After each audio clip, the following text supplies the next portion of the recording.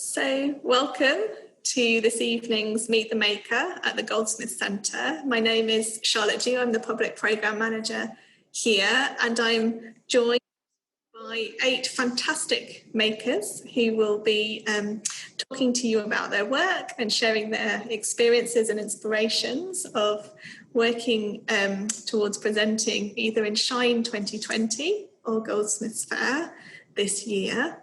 For those of you who don't know Shine as a project, it is a talent spot show. We pick 10 this year, in fact 11, because there were 11 fantastic makers every year to work with from a talent spotting process. And we've been on a fantastic journey over the summer with various learning and developmental opportunities so that they could launch their collections on Goldsmiths Centre Shop Talent this autumn. We're also joined by 2 makers who are first-time exhibitors in Goldsmiths Fair, and both have had various touch points with the Goldsmiths Centre in the past, so it's wonderful to be able to welcome them back, and they too will be sharing their collections.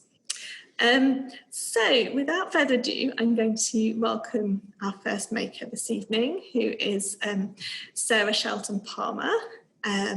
Let me share my screen with you, and we can see the first of the work that we're going to look at this evening.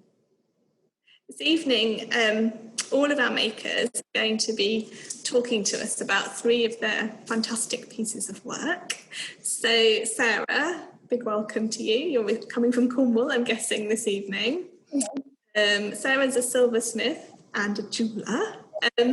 So to kick off, Sarah, would you like to tell us a bit about what inspired the collection that you're showing as part of Shine 2020 this year? Of course. So this is my Chasing Waves collection, and it's derived from a love of being in and around the ocean and the coastline in Cornwall. So my chasing represents movement and flow around water. And then I've brought texture into the designs as well, which sort of reminisce the coastline, bits of sand that I see moving, everything I see when I'm out in the water. So like just lots of movement. And I've just developed that range, starting off with I made a dish, and then I've just been working on the Chasing Waves collection ever since.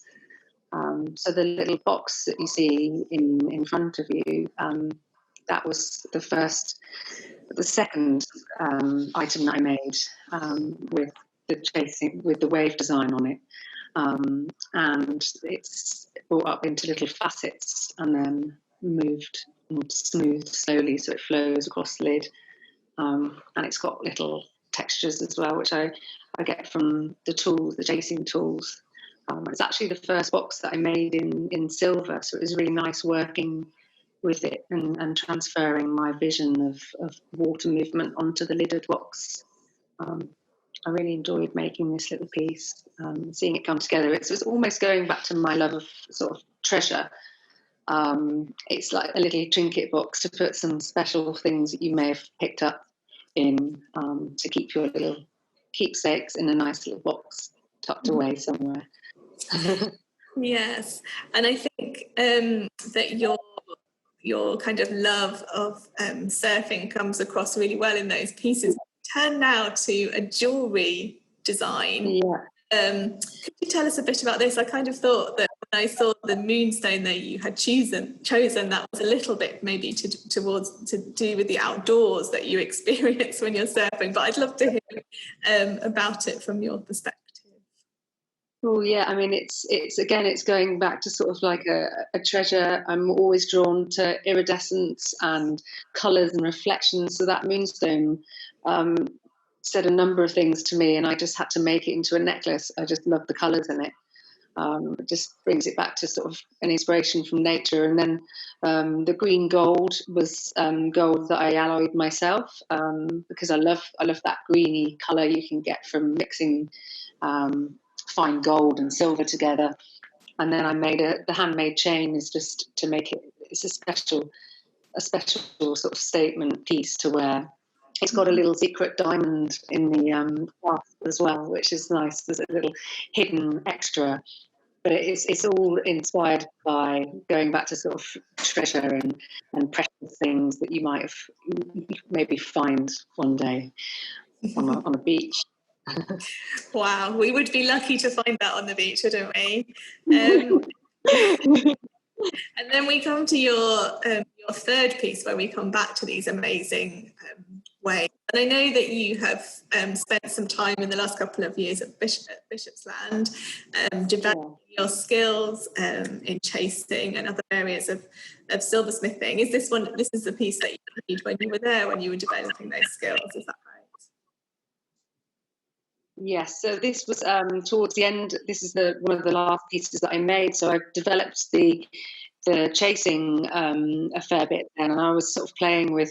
I had a piece of metal, and I thought, I wonder if I can turn that into a cuff. So I chased the lines, and then I cut it out, and then formed it round into a cuff. But where I've burnished the surface between the lines, it really picks out the sort of movement and almost like the surface of water when the waves are swirling around and the sun's sort of setting. So it works quite well. You can see the light on it. It's just honest to me being out surfing, and I thought it was a nice addition to my collection.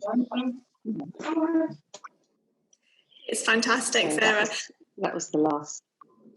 Thank you. Yeah. Yes, I'd not realised that's how you had created that wave type texture on it. But when you've got it on the arm, it looks it's amazing, that kind of texture with those swirls. Thank you. Thank you so much, Sarah. I think we might have someone online who perhaps has forgotten to mute.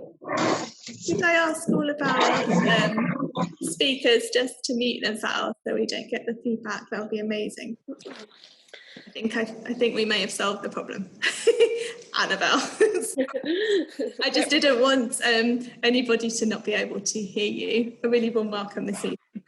So you are obviously showing in Goldsmiths Fair in a graduate place for the first time. I guess it's a slightly different experience because you are online, but a really exciting experience, I hope, nonetheless. Yeah, I'm really excited.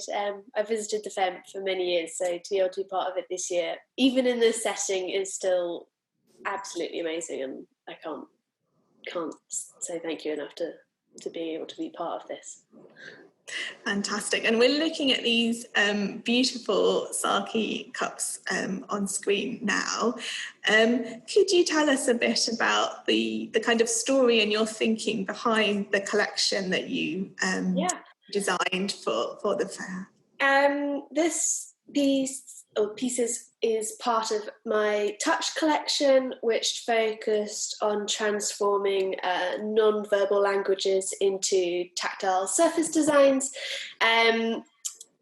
This pair of cups is hand engraved, and the inspiration behind it was the tradition of drinking sake and drinking with a companion and never letting your companion's cup run dry.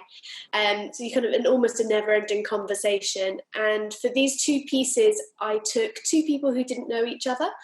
I asked them for their favourite songs, and I engraved the sound wave of the songs on the pieces. So one cup represents one person and one cup represents the other. And I brought them together and put the cups down in front of them with a bit of whiskey in, and I said, I'm not going to say anything, you can talk to each other and get to know each other. And that idea of having to form a conversation with someone is quite awkward, but perhaps a little alcohol and a talking point was a good starting point for people to get to know each other. So they could start by talking about the songs they picked and then how it felt drinking out of silver, because I like to make very functional pieces that you could use every day. So this was quite a nice idea, and they're kind of shaped like two Ds, so they sit together as a pair as well, and they come apart. And your interest in sound really fascinates me, because I know a previous piece of yours dealt with Morse code, I think that was. Yeah. was right. How did your sort of journey into being inspired by how we visualise sound, how did that come about? Well, I did my big research project, my dissertation, which this collection was part of. And the original kind of research for it was that less than 2% of people with visual impairments can actually read Braille. And I thought that was quite a staggering figure, because I associated that language with a lot of people. But was surprised to find it wasn't. So I then looked at other languages that maybe not a lot of people could read, but would maybe want to try and learn more about or understand through the ability of touch. I looked at Morse code and binary code, cymatic patterns, which is in a piece I'll show you a bit later, and the Braille and the sound waves, which I think you can kind of, from seeing the visual hand engraving that I've done, you can understand the rise and fall of the song. So visually showing something that you may not be able to hear was kind of an interesting take on not so much being able to touch it, but being able to see something if you couldn't hear that you could maybe then see and feel like what the song might feel like. That's really interesting. And so here we have a caddy spoon. Could you tell us a little bit about this piece? A lot of my recent work is inspired by the Outer Hebrides, and again, kind of with the social influence, I've been looking at climate change and how that's quite affected of nature and our environment, and particularly melting glaciers. But this piece is inspired by a trip to the Highlands that I took, which was absolutely lovely. Apart from the fact it was at the time when there was 2 hurricanes off the coast of America, and we had the most awful weather we could have had in the Outer Hebrides, I think, ever. And we spent most of the journey in the car with the rain streaming past the windows. So this was looking at creating raindrops in a very tactile fashion, and all the little dimples are hand chased into the surface, so that as you're using it, it's really tactile and it fits into your hand, and you can kind of feel the little dimples as you're using it, and kind of giving that sense of what the rain would look like from a touch perspective. I really like to focus on how things feel when you're using them, when you interact with them. I think it's really important that we see with our fingers. I think we maybe are losing that a little bit in the digital age. So kind of confirming what we see with touch and how I could emulate that into my work. It's a really beautiful idea, and I think you're right that in this age of digital, the things we actually get to touch are even more important. Yeah. And so tell us about your final piece, the climactic bowl. So this piece, again, was part of the Touch collection. I was looking at cymatic patterns, which is traditionally when a liquid or a solid is placed over a speaker and different frequencies are put out, and that creates varying shapes depending on the frequency, and they're very mesmerizing to watch, to see all the patterns change as they change frequencies and pitch. And I was looking at how, again, I could translate a visual language into a tactile language. I hand raised this bowl and then chased into it the lines. And with chasing into the kind of the lines that represented the cymatic pattern I was looking at, I created the undulations across the surface. So you can drink from this vessel, but I mean, it's also a decorative piece, but it was designed kind of inspired by the tea bowls and this idea of it sitting in your hand and being able to just turn it and really feel the surface as you're using it and kind of get lost in the lines and the pattern that it's created. Thank you, Annabel. What a fantastic romp through your beautiful pieces. All interesting stories behind them. So we're going to move on now and welcome from Scotland, Ellys May Woods. Hi. Hello, good evening, Ellys. A really warm welcome. So Ellys is showing in Shine. So Ellys, this fantastic piece that we're seeing on the screen at the moment is your Firth necklace, which is a little clue to the inspirations behind the collection that you're showing in Shine 2020. Would you like to tell us a little bit about those inspirations? Yeah, so the Caledonian collection is mainly inspired by architecture throughout Scotland. So I kind of focused on the 3 bridges across the Firth of Forth for this collection.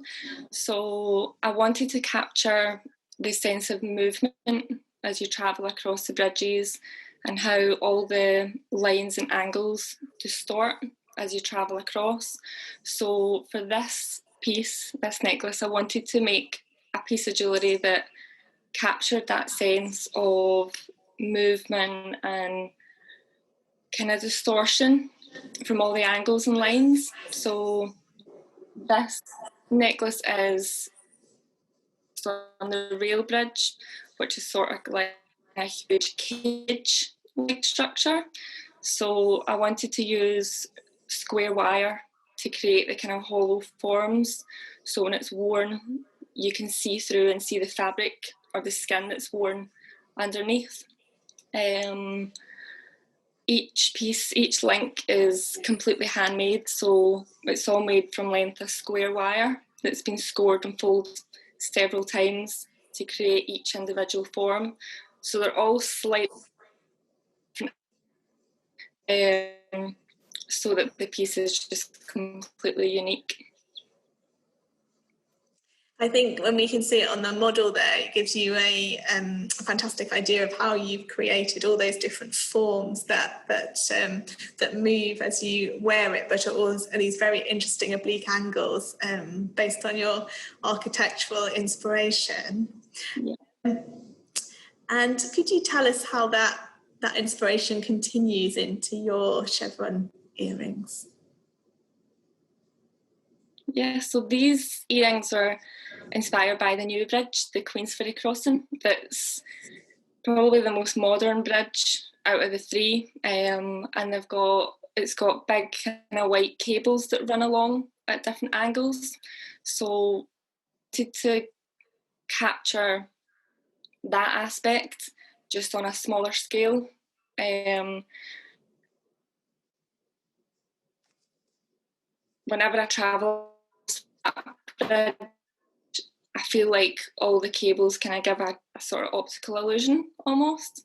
So each of the sections is made from individual wires that are soldered together, and then they're cut at a 45-degree angle, and then they're soldered on top. So whenever you move, the light catches off the wires at different points. So I wanted to just capture that, the kind of scale from travelling across the bridge on a kind of smaller size that can be worn every day.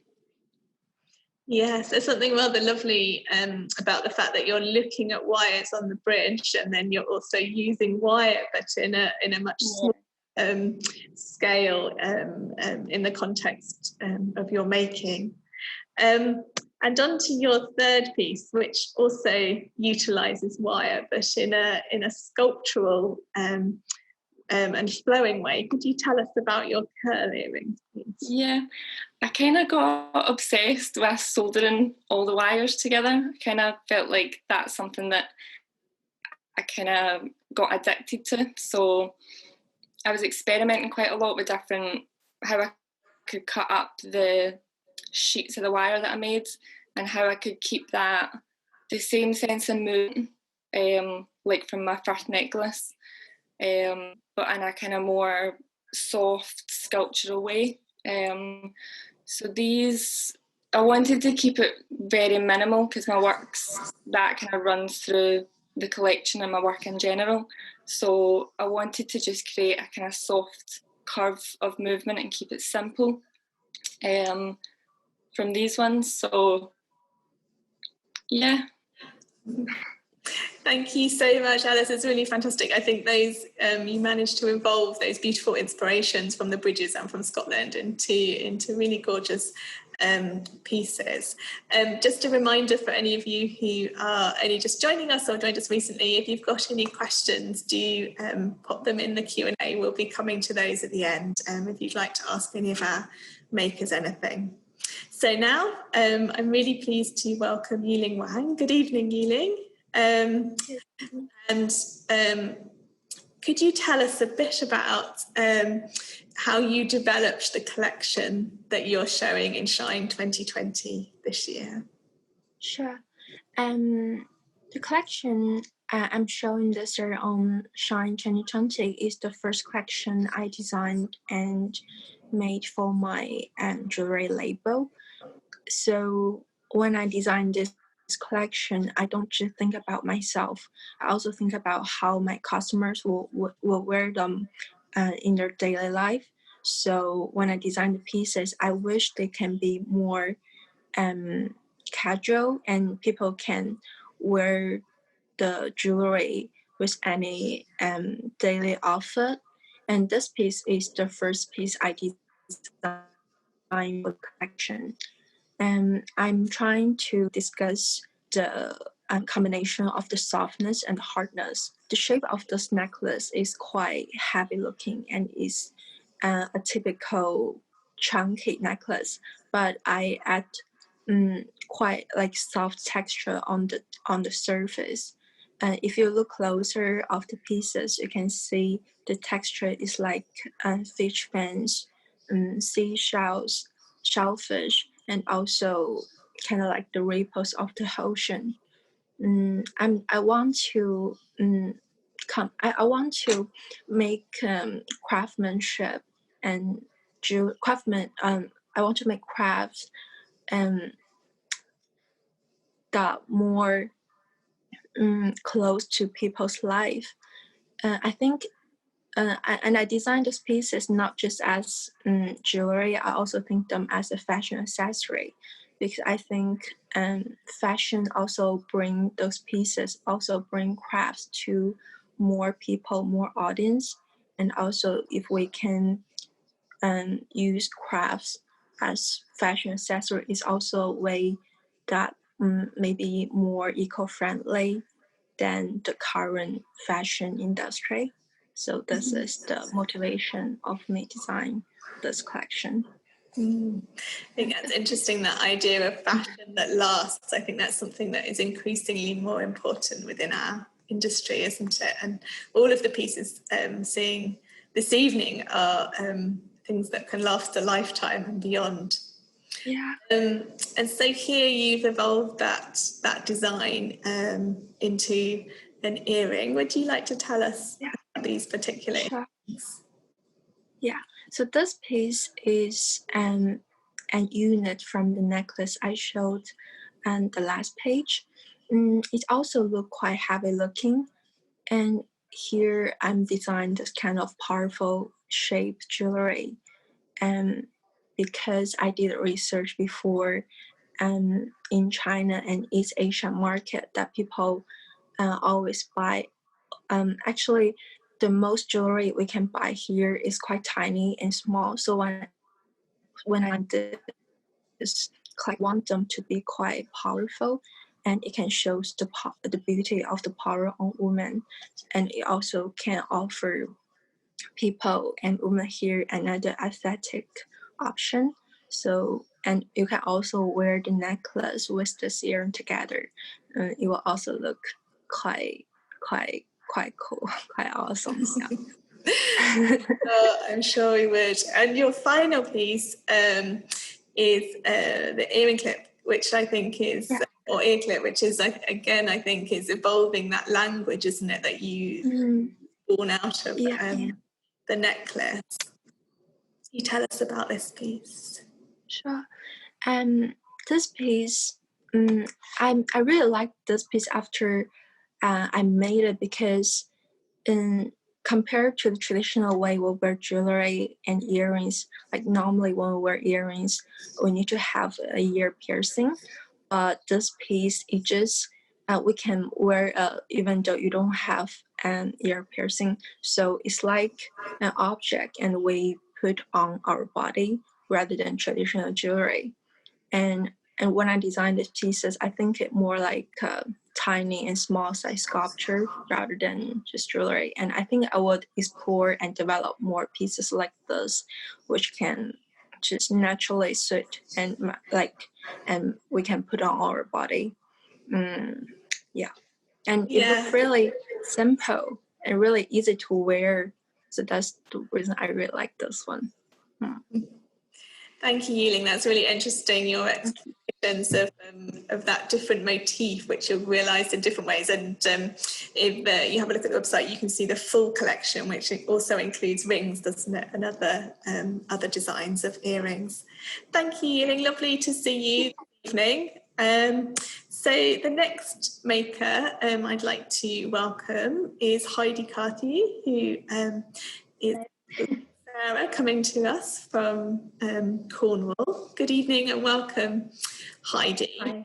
We've moved on to a slightly different material in your work, haven't we? You work with two really interesting materials, pewter and jesmonite. Would you kindly be able to tell us a bit about the collection and your inspiration and desire to work with these particular materials? Yeah, of course. So like Sarah, living in Cornwall, I'm quite inspired by the coastline, sort of the sea, the colours of the sea and the rocks, the angular cliffs. And I've named this collection Adorn because, Athena, sorry, because it means adorn in Cornish. And I sort of see this collection as sort of elements that you can sort of adorn your house and your body with, some pieces that will last a long time. And I work with pewter and jesmonite because I'm inspired by the materials themselves, really. Pewter, I first started working with when I did an apprenticeship about 4 or 5 years ago. And the jeweller that I was working with worked with pewter and resin. So it's sort of, I loved the combination of the metal and the colours. And I chose to work with jesmonite because it's sort of a more eco-friendly material than resin. It allows me to add colour into the bigger pieces, which is what I started with first. So this piece here is the Tevi planter. Tevi means grow in Cornwall, so I use a lot of Cornish words in my work. But yeah, it's just I bring the angles of the Cornish coastline, but also I'm very inspired by Scandinavian design and their minimalism that they use a lot in their work. So yeah, my piece is sort of a contrast and a combination of the two, really, sort of the organic sort of way that I bring colour into the pieces, but also the very minimalism, angular aspects of them. And in terms of the way you work with the jesmonite, you of course hand dye that, and I think that it's interesting that each colour or each colour combination of colours that you achieve is unique to that particular piece, isn't it? Could you tell us a bit about the dyeing and casting process that you use? Of course. So jesmonite is a two-part material. It starts off as a powder and a liquid. And the way it works is you can hand pigment it. So I can mix together any colour I choose, really. And I mix that into the liquid first and then add the powder. And I then cast it into moulds, which I make myself. But yeah, there's a lot of different textures and sort of patterns you can create using material. And I have a lot of fun playing around with it. It's funny because I can create any colour, but I tend to always steer back to blue. And I think that is just because I'm so inspired by the coastline down here. I think there's a playfulness in the colour, but also in the different ways that you can present the Tevi pot as well, isn't there? Because you can see here in the picture on the right that it stands on its own, but it also, you make these very elegant wire stands that it can sit in. And I love the nod to the format of a diamond as well. Yeah, I think that's just a little nod to me trying to sort of, I mean, pewter and jesmonite aren't always seen as the most precious of materials, but I think the way I use the materials, I'm trying to sort of elevate their perceived value, and hopefully create pieces that people want to keep for a lifetime, really. And here we can see how you have fooled the Jesmonite to create the lids of your drinking boxes. And you get these lovely angular shapes with the pewter. How do you make those forms? And so I use the traditional technique of scoring and folding. So yeah, I've got some handmade tools that I then sort of score the metal, almost as if you would score paper, really. So I'll sit and I'll score the pewter and just fold them. But I start off with all of my bigger pieces. I start off making models in card first of all, so I can get sort of the scale and the shapes right before working in the pewter itself. But yeah, it's quite a lovely sort of meditative technique to use, really. And then in the final piece of yours that we're looking at this evening, we've got your these beautiful drop earrings, which are in Jesmonite too. Would I be right in thinking that you came to jewellery making after the larger forms? I did initially go into jewellery making when I first started my degree, but it was in the third year that I sort of steered more towards silversmithing. Mm-hmm. But yeah, it's this year really. During lockdown, I was having a play around with sort of smaller scale pieces. And being a part of Shine sort of gave me the opportunity to push that further, really. And it's sort of why I developed the trinket box alongside them. I think I wanted to,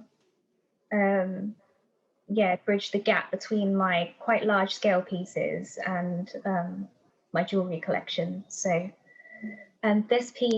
these earrings I've designed to be able to, so you can adjust the length of them. So they're a thread through earring. So you can have them quite long, but also the other way around, quite short with sort of a nice sort of swinging chain at the back. So yeah, they're quite versatile, really. But I just, I love the sort of marbled blue that the Jesmonites created. Yes, absolutely. It really zings, doesn't it? We can see that as well in the necklace that goes with them in the lower picture on the right. And what does the name of these earrings mean in Cornish? Teganmore means beautiful sea, so yes, it's a nod to the inspiration and my love of blue, I think. Thank you ever so much, Heidi. It's fantastic to see your work this evening. Oh, thank you. We're going to move now to Marissa Ziesing. Marissa, welcome. So you are our second first-time fair exhibitor, and you have some beautiful silversmithing to share with our audience this evening. Could you tell us a little bit about the inspiration behind the pieces that you've presented in Goldsmiths Fair this year? Sure. So this particular piece is a jewellery box. The form was derived from a residency I did in America, where I was deep in the countryside of New Jersey, and there was a lot of silos and farmhouses that sort of had these cone-like shapes. And it reminded me a lot of Australia, where I'm from. And I was also exploring the alloy of gold and how I could bring it into silversmithing. And there's also another element to my work, which is identity. A lot of my work is revolved around identity in form and an exploration also with place. And with these pieces, I wanted to sort of talk more about the making of the piece and the relationship as a maker with the piece. So by bringing the gold alloys that I was exploring into the work and sort of highlighting the seam that's normally hidden with silversmithing, it was sort of, bringing across this relationship that I wanted to show that's quite lovely that we have with our work that we're working with. And it's just, it's not a common choice to put gold in a seam, and especially a higher carat of gold. So that's what this piece was about. It was also the first box I've ever made, so it was quite fun to bring all these elements together and make this dainty little jewellery box. I love the addition of gold seam. It's elegant indeed. It really makes the piece. So turning to another of your designs, your sense of place vessel, here we have a very pretty and intricate design which you've applied to this. Would you like to tell us about this bowl? So this piece is derived from a deep exploration into place and identity in form, and where I'm from in Australia. I was bringing that across into the piece. So the mark making is about the natural environment in Australia, from the city that I grew up in, because the way it was built was, it was purpose built to hero nature. So it's this contrast between urban environment and natural environment, and it's surrounded by bushland. So I was bringing that across into this piece. Mm-hmm. And we can see in your pair of tumblers that design too. Could you tell us a little bit about the making process behind Yes. the pieces? So you can see one piece has got the undulating lip, and the other piece is like a clear straight lip. The one with the undulating lip, it shows the making process. So I was using a traditional technique of raising, where I'm heating and hammering the piece to bring it from a flat sheet up into a bowl.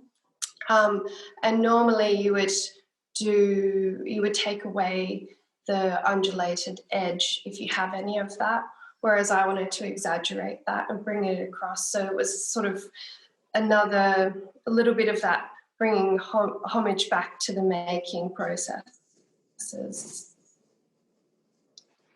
And so the hand raising, and then the textures. Carry on. So the textures, it's that's okay.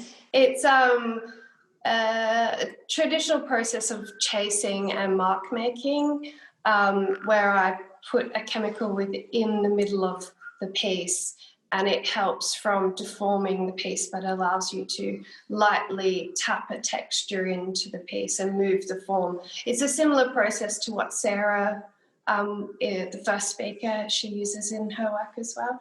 But you can get these really beautiful, delicate, like detailed textures across the forms. Thank you so much, Marissa. It's really lovely to see your work. And yeah, good luck with the rest of the fair. Just one day left. So our next speaker is Katharina. Good evening, Katharina. Hi. Hello. Everyone. So we have some beautiful pieces from you this evening, some jewellery using amazing stones. Before we start talking about the specific pieces though, could you tell us a little bit about your inspiration behind the collection that you're showing this year? Yes, so my jewellery is all about different types of light reflection in gemstones, and I usually combine regular cut gemstones, which are cut for maximum light reflection and sparkle, with hand cut or hand carved ones that have a much softer, warmer light reflection. And the collection I'm showing at Shine is called Solasta, which is a word for early morning twilight, and it takes inspiration from the many colours of the sky and its ability to transport you, but also to give you a sense of place and grounding. So all the jewels in the collection take their inspiration from like the different colors that the sky can have. From like in this case for this ring, it's a very kind of juicy pink of the early morning, but there are pieces later coming on which have, for instance, a darker blue as well. And how do you go about choosing the stones that you work with? Because those colours are so important. Obviously, you've got that sinking or raising sun, haven't you? It's Yes. So choosing the stones is, I think, the most important part of my work, because I'm quite particular about the colour combinations that I make. And for me, it sometimes starts when I find a stone, and that stone immediately tells you if it wants to be a ring or a pair of earrings.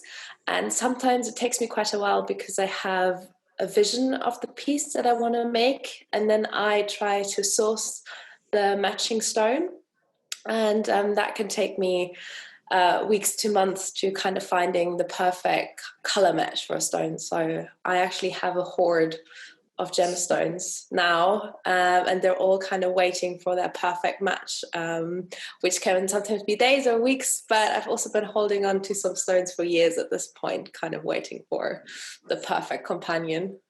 So let's turn to another beautiful colour. Here we've got your midnight blue earring. Could you tell us a little bit about the design of this particular piece and your thinking behind it, but also how you work with those stones to form the pieces that you make?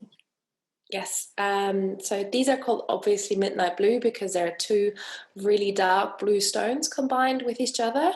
So on the top you have a transparent blue iolite, and on the bottom it's a very dark labradorite that has a very dark blue reflection in the way that it kind of shimmers.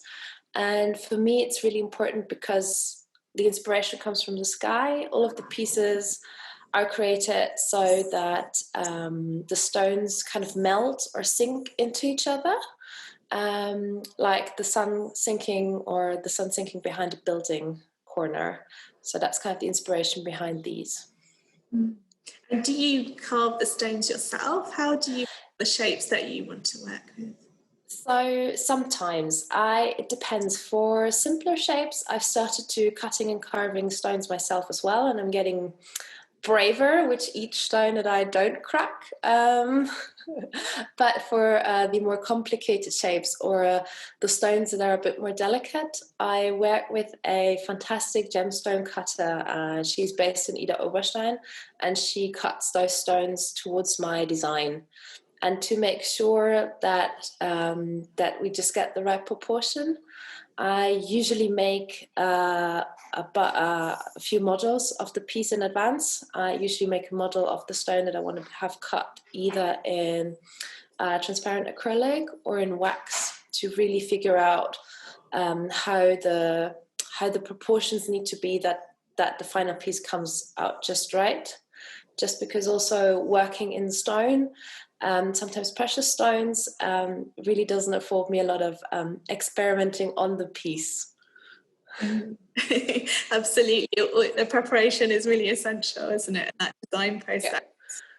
I should mention lots of our makers this evening have referred to how they make and how they design. If you want to see more of them in action, if you go to the Shop Talent website, which we will remind you of the URL at the end, there are some fantastic films that they've made, and you can watch each of them in their workshops, in their studios, producing these fantastic pieces. So yes, if you'd like to see their sketchbooks and them in action, do go to the website and you can see more of that.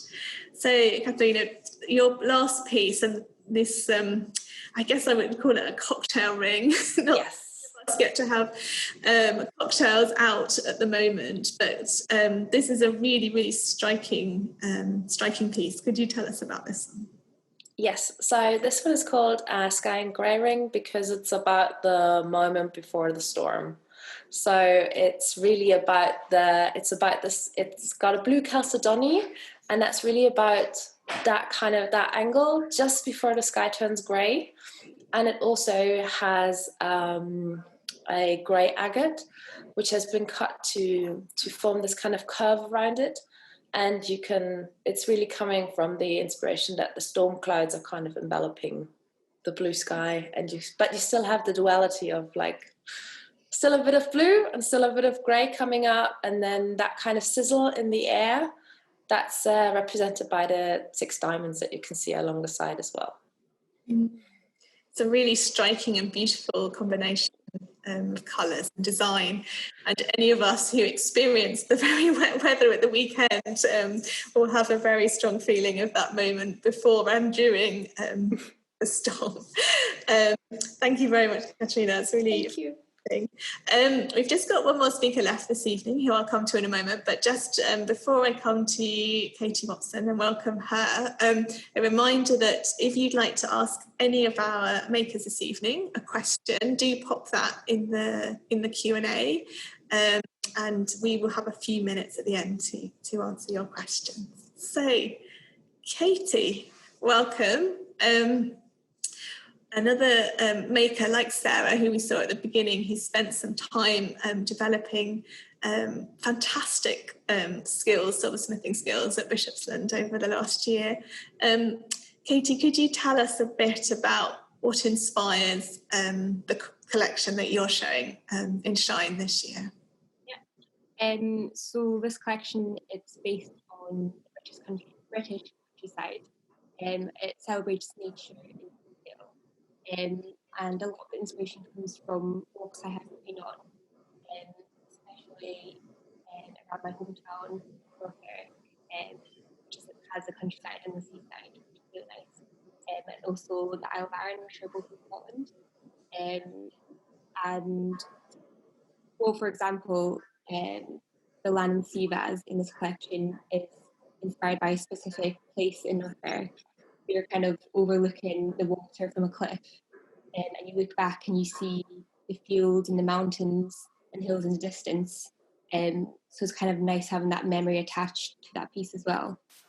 And when going on these walks, I kind of take photos, collect anything I find interesting, and I draw and then look at little certain elements within a walk. And I kind of want to transport the viewer outdoors to that place in nature as well. Yeah, so we can see nature resonating on this fantastic Circle of Life bowl, which we are looking at now, which is a beautiful, multifaceted piece. There are so many gorgeous elements to it, and we've picked out just one of them in the detail of the bird and the tree. Could you tell us a bit about this piece, how you made it, and the process of designing it? So this is my biggest piece I've made, and the biggest piece I've chased as well. So it kind of captures the British countryside to its fullest. And I've kind of created an above and below perspective. So you've got the top flat layer, which has the mountains and the fields and the woodlands, and it kind of goes down from a stream in the mountains to the underwater with the fishes and the different plants and stuff. So it kind of takes you on a journey through these different places. Which I kind of like, and I've tried to create a sort of movement to the piece as well. So you can kind of imagine that these animals come to life, where the fish is swimming around, which I quite like, as well as like the hidden details. So when you look closer, you can see more and more. Like I put like little insects and various plants as well. So it's quite nice. The more you kind of look at it, the more you see as well.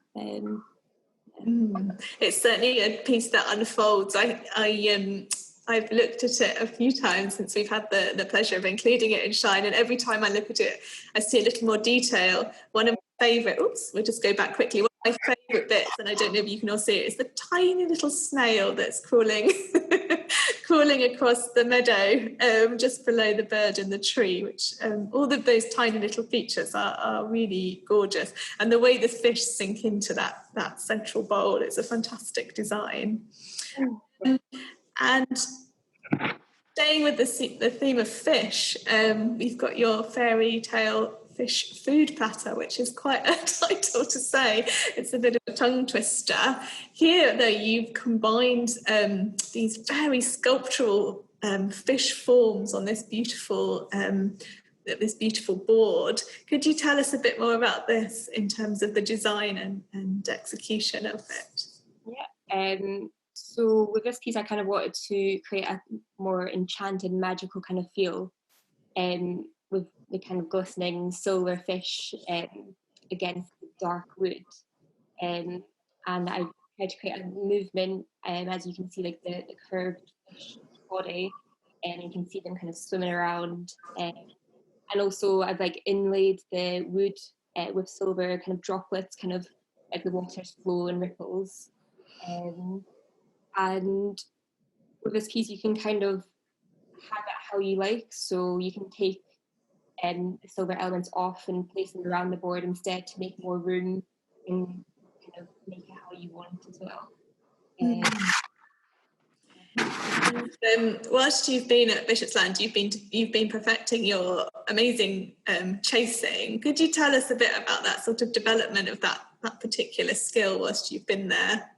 Yeah, definitely. Well, during my degree show anyway, I did a kind of different form of chasing where I was quite abstract and I moved the metal a lot, whereas whilst being at Bishopsland especially, I've kind of taken a more illustrative approach and getting quite detailed with the chasing, creating different chasing punches, textures, lines, and kind of zooming in on those various textures and patterns and detail. So I kind of, just like to have kind of full on detail in my work, I think. Wow, all of those very naturalistic and very beautiful, I think those beautiful textures come across in each of the pieces we've seen. This evening, the last piece we're going to look at is one of the most fun we have in Shine. So one of your little characters from that wonderful bowl has come to life and formed itself into a very gorgeous brooch. And I think we get to see, because of the image being a bit larger, those amazing ways in which you've created the texture of the fur of the animal. It's definitely one of my favourite pieces. Could you tell me a bit about this one, Katie? Yes, so I created a range of different animal brooches, I guess, from the silversmithing. So taking various elements from the large-scale silversmithing and just picking a small element, like a squirrel, which was from a silversmithing piece I made a while back, actually, based on the woodlands. And I just wanted to take that squirrel and make it into a kind of wearable little character. And I used reference to kind of make it more three-dimensional, come to life more, as well as having the kind of fine details on it with the fur as well. And also you can't see in this photo, but when you turn it around, you have the hidden detail in the back of a small little acorn. So I kind of like having that hidden detail and hidden surprises to my pieces as well. Yes, I think that those touches are lovely when a maker hides something for the very lucky owner to find.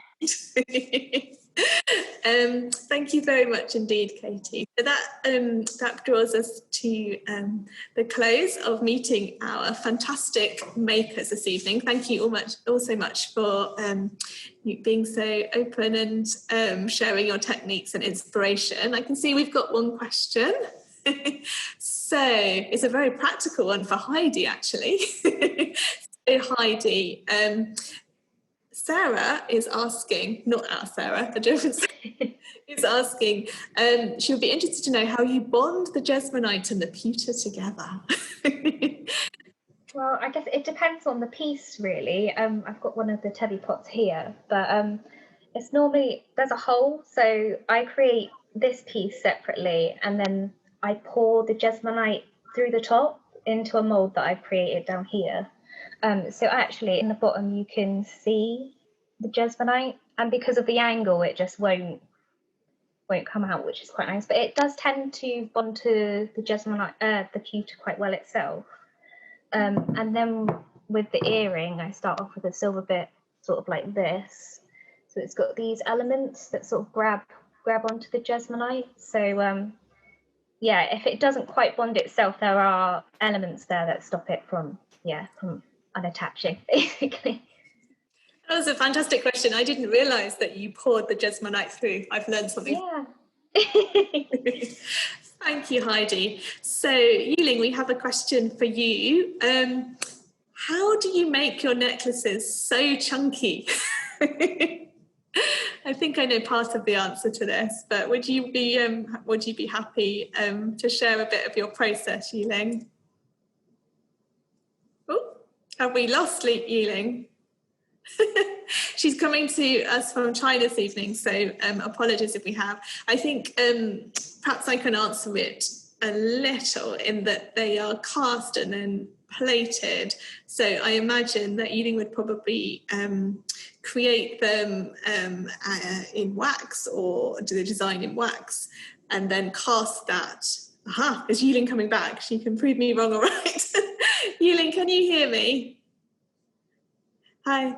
Do you want to come off mute? Someone would like to know, how do you make your necklaces? And I guess your bracelet would be the same. How do you make it so chunky? I was just hazarding a guess, but it'd be much better to hear from you. Sure. First, I 3D designed the model, each unit. And on the necklace, there are 3 different size units. Then I hold them, I polish them because there is texture on the surface of each unit, so you need to polish quite carefully. After that, you hook each different size of the unit together to make a chunky chain because the size of the unit is different. So when you put them together, it look quite different from the normal chain necklace. Thank you. And was I right in saying that once you've designed the pieces, they are cast and then you finish the cast pieces and put them together? Yeah. Fantastic. Thank you. 2 really great questions. I noticed, Isabel has got a question. Just going to say, we've got a few more questions in the chat. Isabel, why don't you take it away? Yeah, we've got a question for Katie actually about your extraordinary dish. And someone asked how long it took you to make it. If you could. For the circled life dish. That's correct. Yes.